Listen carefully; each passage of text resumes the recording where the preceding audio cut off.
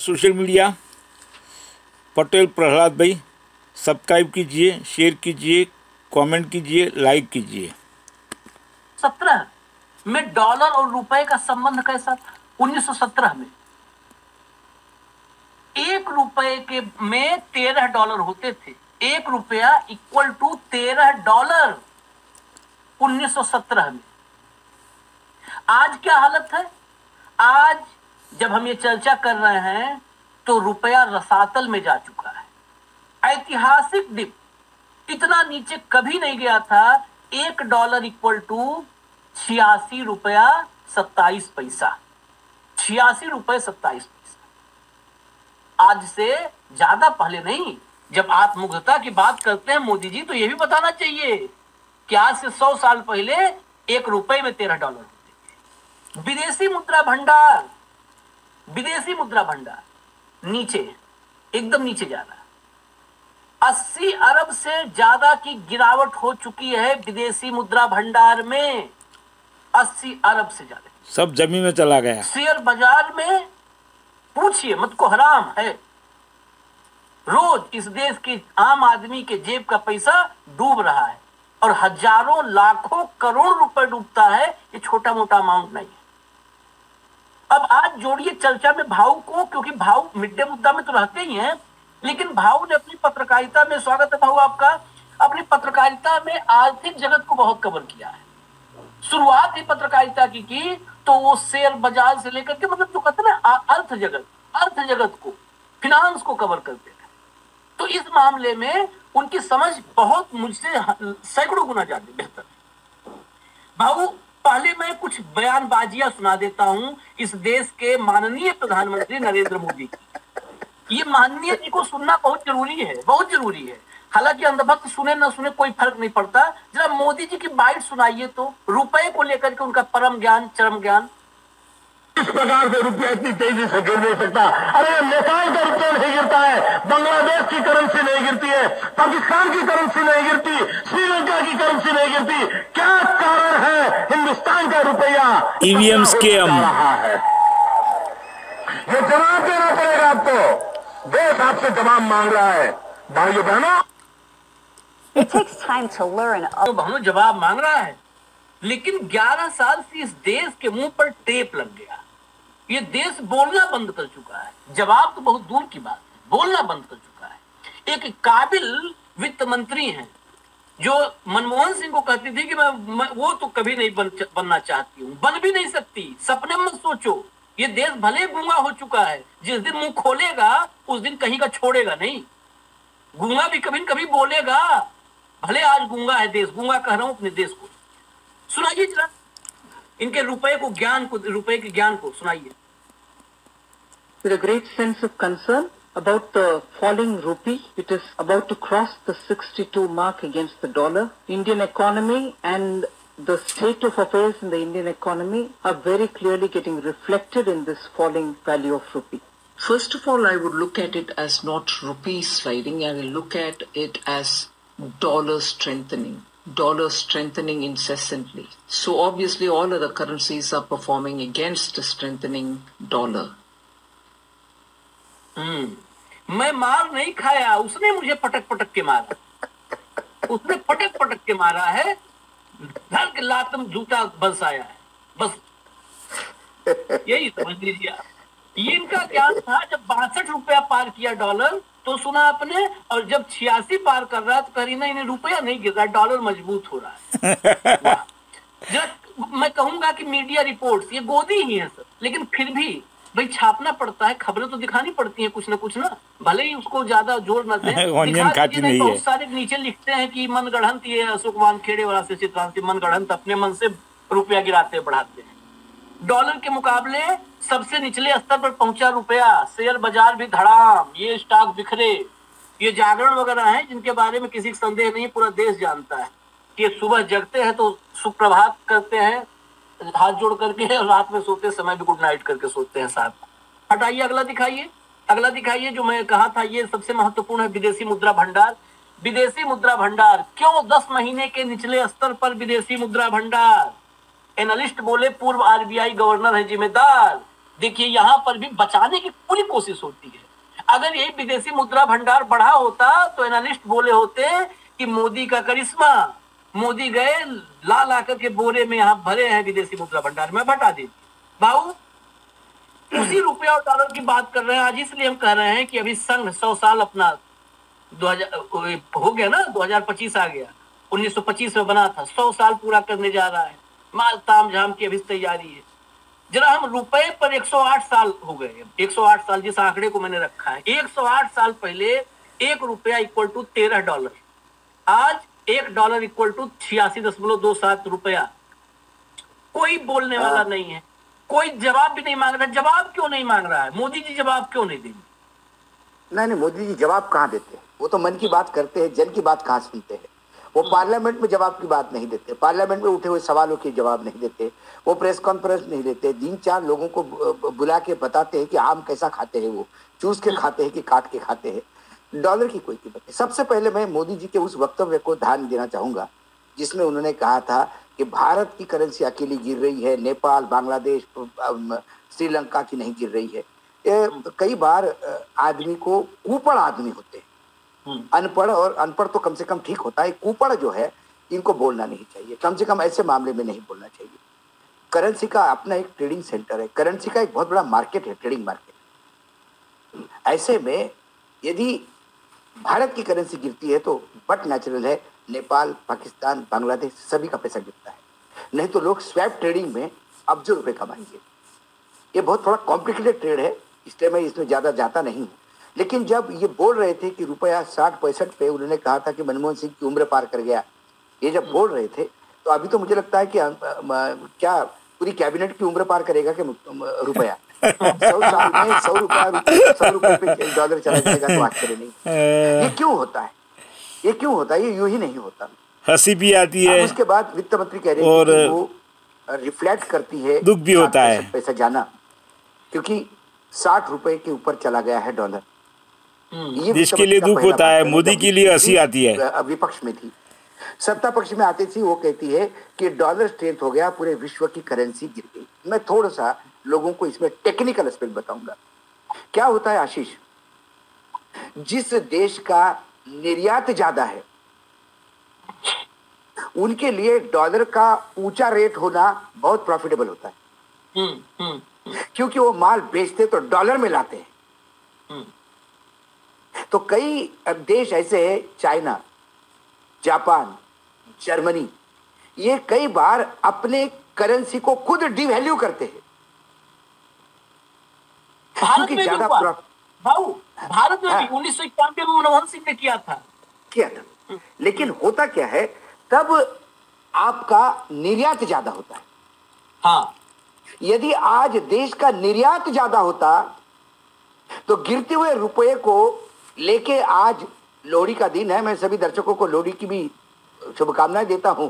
आज भंगड़ा करते सारे लोग, पूरा देश नाचता रुपया गिरने पे, यदि हमारा निर्यात ज्यादा होता। लेकिन यदि आपका आयात ज्यादा है तो आपके अर्थनीति से, आपके पूरी आर्थिक स्थिति से रक्त, खून टपक रहा है, ये मान लीजिए। You are bleeding, the Indian economy is bleeding. इतनी बुरी स्थिति है। अब ये रुपया क्यों हुआ? देखिए, जैसा जैसा 2014 के बाद नरेंद्र मोदी जी आए, उन्होंने अपनी नया विकास की नीति बताई, गलत आंकड़े पेश किए विकास के। आपने गलत आंकड़े पेश किए, लेकिन अंतर्राष्ट्रीय एजेंसियां आपको वॉच कर रही है। ये तमाम चीजें, और आपका आयात घटता गया, मतलब निर्यात घटता गया, आयात बढ़ता गया। इस वजह से आपका रुपया कमजोर होने लगा। उस पे चद्दर डालने के लिए रुपया ऐसा नहीं बचाया जाता आशीष जी। मुर्दे को घी पिलाने से वो जिंदा नहीं होता। इन्होंने मुर्दे को घी पिलाने का प्रयास किया और अपना जो फॉरेन रिजर्व था उसमें से उठा उठा के डॉलर मार्केट में फेंकते गए ताकि रुपए की कीमत थोड़ी बढ़े। 15-20 दिन के लिए तो रुपया स्टेबल रहा, लेकिन हम $70 बिलियन से नीचे आ गए। ये टेम्पररी फेज था, ये शॉर्ट गेम था। आपने 15 दिन अपनी इज्जत बचाने के लिए तो ये खेल करके दिखाया। तब भी लोग कह रहे थे, कुछ लोग कह रहे थे कि बहुत अच्छा काम करे, लोग कह रहे थे कि लॉन्ग टर्म मार खाओगे, रुपया डॉलर फेंकने से नहीं बचेगा, रुपया निर्यात बढ़ाने से बचेगा। मैं बार बार कई जगह कहता हूं कि इस देश 2 इकोनॉमी के मॉडल होते हैं आशीष। एक वी मॉडल होता है, ये जो वी मॉडल होता है यहाँ गरीब भी ऊपर जाता है और रईस भी ऊपर जाता है। ये वी मॉडल है, वो देश तरक्की करता है, बहुत बड़ा बनता है। एक होता है के मॉडल, ये जो के है, के अक्षर, गरीब और गरीब होता है और पैसे वाला और पैसे वाला होता है। हम 2014 से के मॉडल में चले गए हैं। दूसरी बात, हमारी आयात बढ़ रहे हैं, निर्यात बढ़ने के लिए हम कुछ नहीं कर रहे हैं। आत्मनिर्भर भारत, फला तेरा, ये वो, ये सिर्फ घोषणाएं हैं। स्थिति में यदि बताऊं आपको, क्योंकि आप जितना निर्यात करेंगे उतने डॉलर आपके पास आएंगे, और जितने डॉलर आएंगे और रुपए की कीमत कम होगी, सपोज 80 रुपए का $1 है, मैं एक शर्ट निर्यात करता हूं $2 का, तो मेरे भारत में कितने पैसे मिलते हैं मुझे? 160 रुपए है। 160 रुपए मिलते हैं। और यदि वो डॉलर 50 रुपए का हो गया तो मुझे कितना मिलेंगे? 100 रुपए मिलेंगे। तो मुझे तो 160 रुपए, तो मेरे को तो बहुत अच्छा है। लेकिन मेरा निर्यात नहीं है। मैं निर्यात और आयात के आपके आंकड़े दिखाता हूं, आज आंखें खुल जाएगी आपकी। ये नवंबर 2024 का रिपोर्ट है मेरे पास, बस एक महीना पहले का। हमारा घाटा, आयात निर्यात का घाटा $37.8 बिलियन है। इसका मैं रुपया में भी बताता हूं, क्योंकि हमारा 27% हमारा इंपोर्ट बढ़ा, और एक्सपोर्ट हमारा 5% घटा। अब मैं रुपये में बताऊं तो आपकी आंखें खुल जाएंगी। रुपए में हमारा व्यापार का घाटा, आयात और निर्यात में कितना फर्क है, हमारा कितना घाटा है? 3,26,639 करोड़ 24,62,200, मतलब 3.25 लाख करोड़ का घाटा आयात और निर्यात में है। कहां रुपया स्टेबल होगा? कहां रुपया 80 से नीचे आएगा? और निर्यात के नाम पे हमारे पास क्या है? सेवाएं। गुड्स निर्यात में हम कहां हैं? विश्व में सबसे ज्यादा सब्जियां और फ्रूट उगाने वाला देश भारत है, लेकिन सबसे ज्यादा सब्जियां और फ्रूट फेंकने वाला भी देश कौन सा है? भारत है। क्योंकि वेयर हाउसिंग नहीं है, फूड प्रोसेसिंग नहीं है, ट्रांसपोर्टेशन नहीं है। हमारे यहाँ एक अपिड़ा बना हुआ है जो विदेश में एग्रीकल्चर प्रोड्यूस बेचता है, उसके लिए कोई मदद नहीं। आज आयात कम करो कहते हैं। प्रधानमंत्री के और वित्त मंत्री के कई भाषणों में मैंने सुना कि खाद्य तेल आयात नहीं होना चाहिए। हमारे देश में आज 60 से 70% तेल आयात होता है, खाद्य का, खाने का तेल बता रहा हूं मैं आपको, पेट्रोलियम नहीं बता रहा हूं। इसलिए हमारे यहाँ ऑयल सीड मिशन, कितनी बार बजट में अनाउंस हो गया ऑयल सीड मिशन, लेकिन हमारा किसान ऑयल सीड उगाता भी है, लेकिन उस ऑयल सीड का क्या होता है? वो मर जाता है, उसको रेट नहीं देते। अब मैं सोयाबीन का किस्सा सुनाता हूँ। सोयाबीन की कीमत 8,000-10,000 रुपए क्विंटल हो गई थी, क्योंकि सोयाबीन के तेल को भी अच्छे भाव थे, किसान भी कमा रहा था, सब ठीक था। एकाएक भारत सरकार ने सोयाबीन तेल आयात करने का तय किया। सोयाबीन तेल आयात होते ही सोयाबीन के रेट 3,500 पे आ गए। 4,200 रुपए मिनिमम एमएसपी है, कोई खरीदने को तैयार नहीं।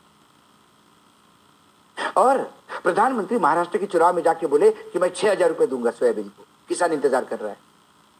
चुनावी जुमला साबित हुआ। अब इस तेल की एक मैं और आपको गुत्थे सुलझाता हूं। अब आप कहोगे कि भारत का सोयाबीन का तेल महंगा क्यों होता भाई, वर्ल्ड का सस्ता क्यों है? एक बीटी टेक्नोलॉजी है, यदि आपको याद होगा हमारे देश में बीटी कॉटन अलाउड है, बीटी सोयाबीन अलाउड नहीं है।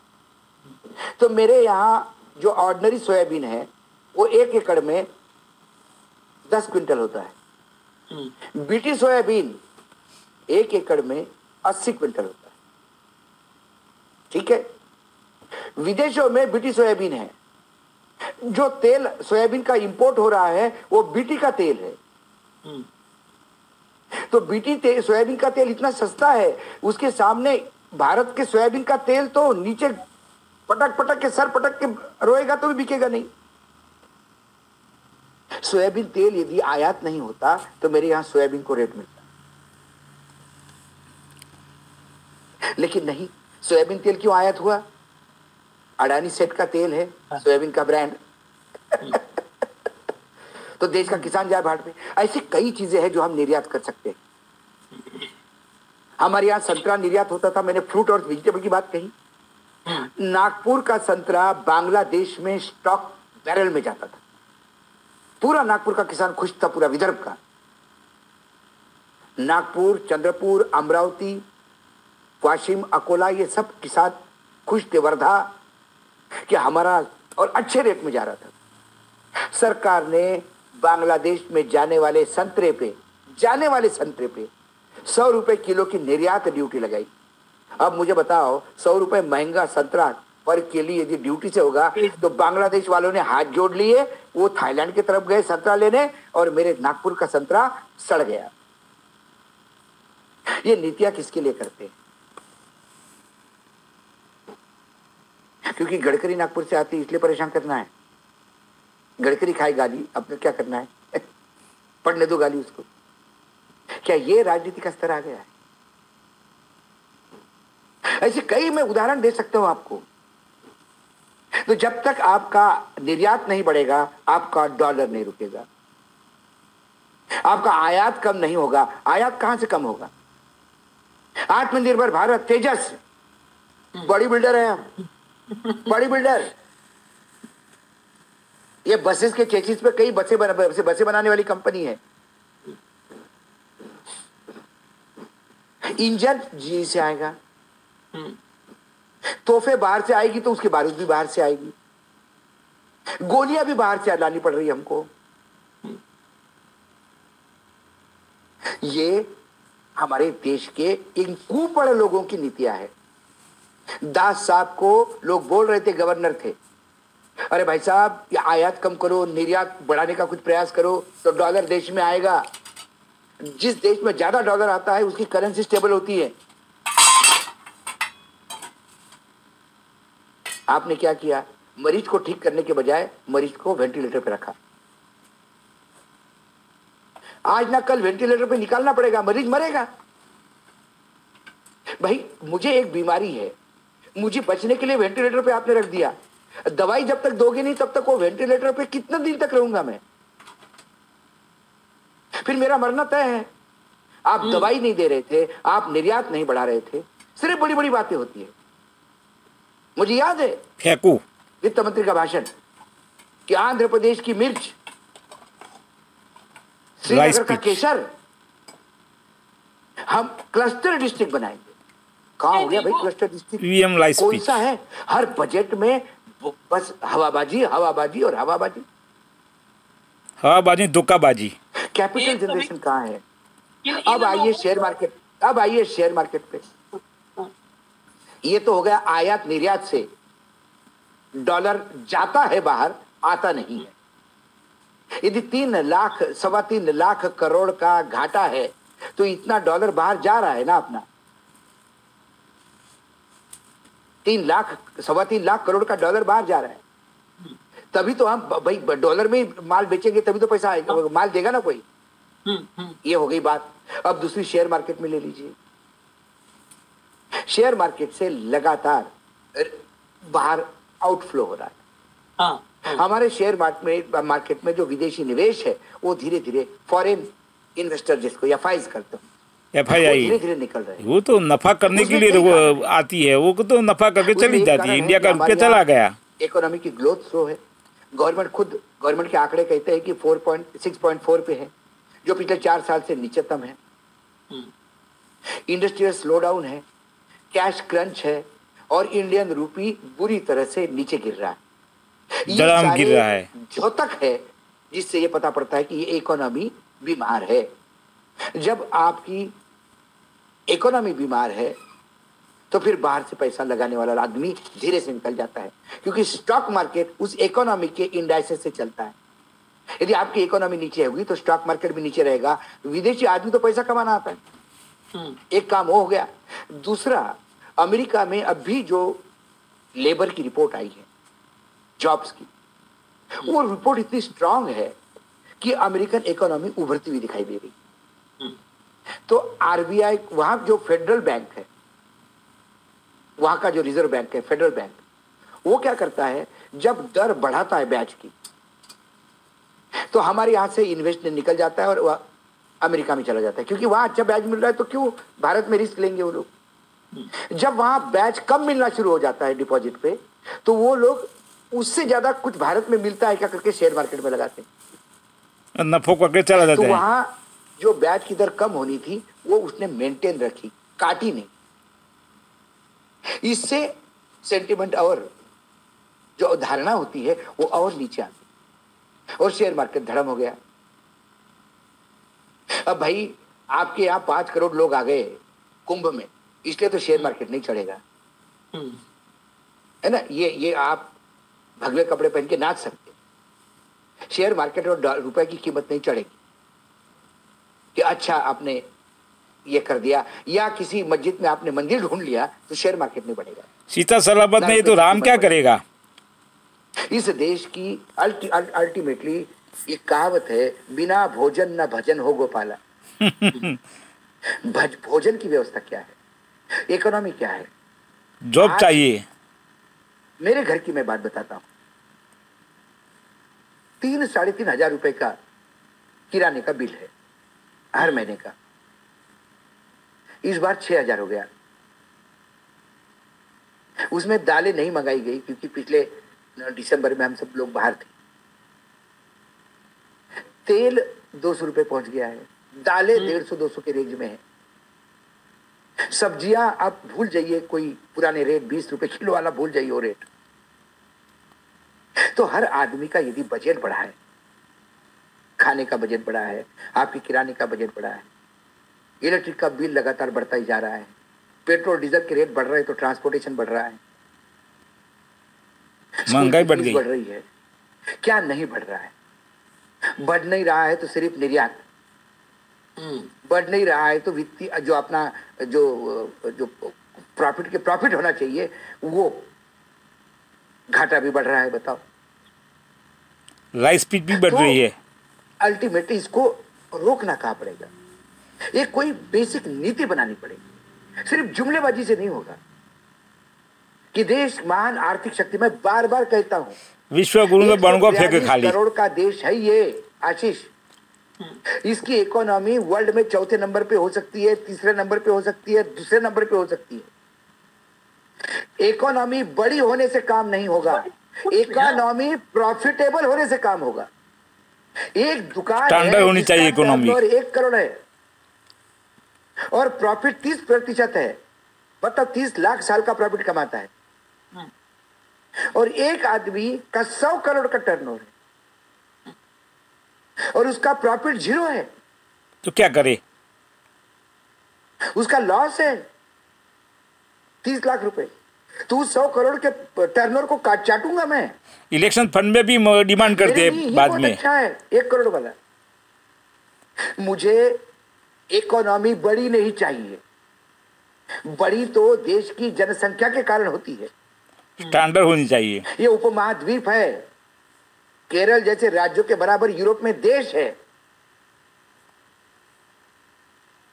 मुझे इकोनॉमी बड़ी चाहिए, प्रॉफिट के साथ।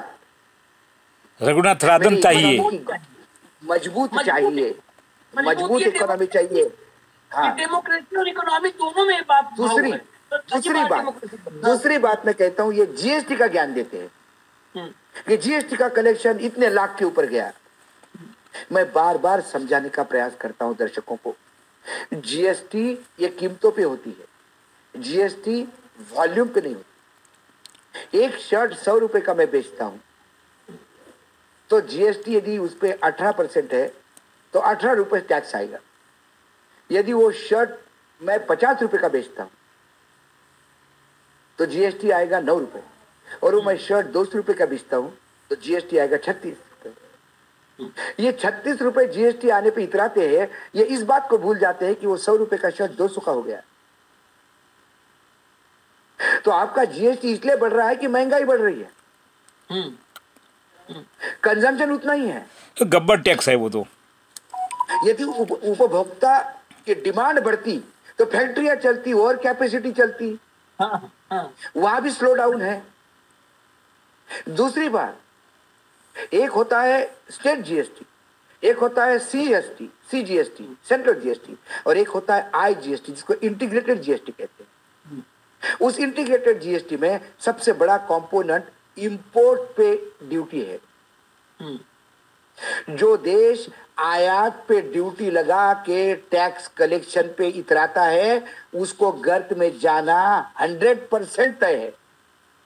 राहुल गांधी कहते हैं, सच कहते हैं। आयात पे आप टैक्स बढ़ा रहे हो तो आप आयात महंगा कर रहे हो, तो जो हमारे फैक्ट्रियों के लिए हम ला रहे हैं वो महंगा आएगा, तो फिर यहाँ प्रोडक्ट भी महंगा बिकेगा। आयात पे टैक्स नहीं लगाओ, आयात तो ऐसा ही आने दो ताकि यहां का उपभोक्ता मरे नहीं। लेकिन कफन पे जीएसटी लगाने वाले लोग ये क्या जाने कफन चाहते हैं। एनपीए बैंकों का बढ़ रहा है, हर जगह एनपीए बैंकों का बढ़ रहा है, और एनपीए बढ़ते समय यदि यूपीए सरकार में एनपीए बढ़ा तो ये बैंकों का घाटा है। तो भाजपा पार्टी ने फंड में माल लिया 25 करोड़ रुपया से, चेक नंबर 7 से, तो बोलते कि हमने हेयर कट करा, नए नए शब्द लाते हैं, मालिया विदेश में से हेयर कट। और उसमें क्या होता है, बोलते नहीं नहीं हमने वो लोन माफ नहीं किया, हमने वो वसूलने का अधिकार रखा। अरे कितना वसूला 10% का भी रेट है वसूलने का। ये कुल मिलाकर ये लोगों की आंखों में धूल झोंकने का प्रयास है। मैं बार बार कहता हूं, हमारे गांव में एक कहावत है, सब चीजों का सॉन्ग ले सकता है आदमी, पैसे का सॉन्ग नहीं ले सकता। सत्य होना चाहिए, स्टैंडर्ड होना चाहिए, पैसे का काम पैसा ही करता है।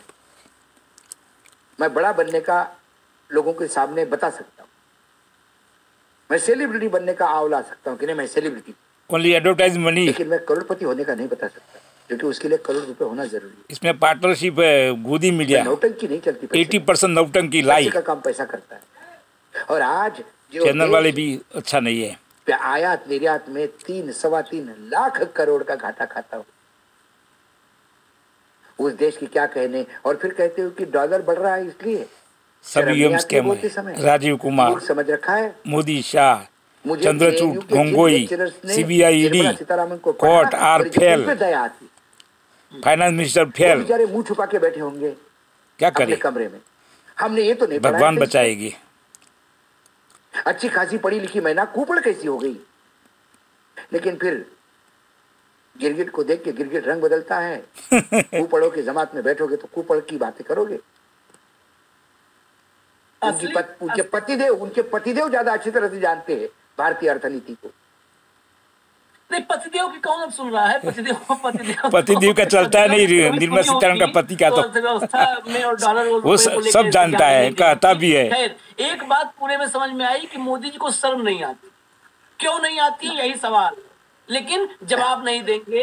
यही सवाल है, जवाब दे देंगे। एक चीज पे, इस अर्थव्यवस्था को, इसको तंज ही लें, एक चीज पर अगर जीएसटी लगा दिया जाए तो यह अर्थव्यवस्था बिल्कुल रॉकेट की रफ्तार से ईवीएम से अनएजुकेटेड हाउस होता है, इसका रिजल्ट ऐसा होता है। नरेंद्र मोदी, हिमंता, इन सब के बोलने पर सब ईवीएम में सब है। अनएजुकेटेड को टिकट देते हैं, अनएजुकेटेड हाउस बनता है, इसका रिजल्ट ऐसा होता है। झूठ बोलने पे जीएसटी लगी, झूठ बोलने को जीएसटी लगाना चाहिए, अभी आपको दिखाता तो सबसे ज्यादा पैसा इंडिया को मिलेगा। जानबूझकर आज दिखाने के लिए मैं रखा था, विषयांतर हो रहे हैं। ये देखिए, इस देश का प्रधानमंत्री मैं लिटरली कैसा प्रधानमंत्री है वो? ईएम स्कैम है, गार्बेज। कैसे प्रधानमंत्री है हमारा? दिखाइए भाई क्लिप, दिखाइए। वो देश की पड़ी नहीं है। पता होता कब क्या बोले थे। पहला कम से कम झूठ तो याद रखो। ये सुनिए। और जब मैं चीन गया तो चीन के राष्ट्रपति मुझे वो अपने गांव ले गए थे, सियान में, और वो पूरा समय मेरे साथ रहे और उन्होंने मुझे बताया